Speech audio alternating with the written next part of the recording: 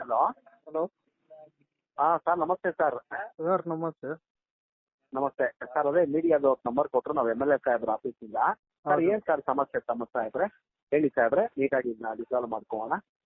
ಇದು sir road ಅಂದ್ರೆ ಎಲ್ಲಿ ಸರ್, ಯಾವ ಊರಲ್ಲಿ ಹೇಳಿ?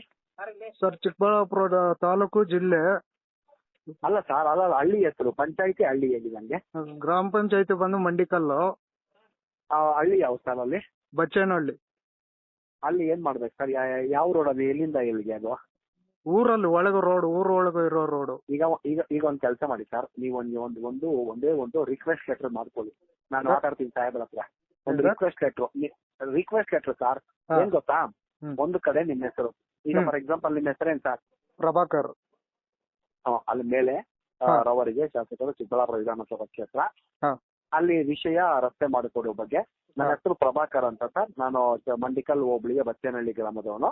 ದಯವಿಟ್ಟು ನಮ್ಗೆ ಬಚ್ಚೇನಹಳ್ಳಿ ಗ್ರಾಮದಲ್ಲಿ ಇಂಥ ಕಡೆಯಿಂದ ಇಂಥ ರೋಡ್ ನಮ್ಗೆ ಹಾಳಾಗಿದೆ. ನಮ್ಗೆ ದಯವಿಟ್ಟು ನಮ್ಗೆ ರಸ್ತೆ ಮಾಡಿ. ಯಾಕಂದ್ರೆ ನಾನು PDOಗೆ ಇವಾಗೆ ಫಾರ್ವರ್ಡ್ ಮಾಡಿ ನಾನು MLA ಸರ್ ಮಾಡ್ತೀನಿ.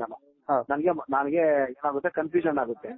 ನೀವು ಈ ತರ ನಿಮ್ಗೆ ಬಚ್ಚೇನಹಳ್ಳಿಯಲ್ಲಿ ಏನೇನ್ ಆಗ್ಬೇಕು, ಯಾವ ರೋಡ್ ಆಗ್ಬೇಕು, ಚರಂಡಿ ಕ್ಲೀನ್ ಆಗ್ಬೇಕು ಎಲ್ಲ ಬರೆದು ದಯವಿಟ್ಟು ನನಗೆ ಅದನ್ನ ಕಳಿಸ್ಕೊಡಿ. ನಾನ್ ನಿಮ್ಗೆ ರೆಸ್ಪಾಂಡ್ ಮಾಡ್ತೀನಿ ಪ್ಲೀಸ್. ಇವತ್ತೇ ಮಾಡಿ ಸರ್ ಇದು ನನ್ಗೆ. Okay sir.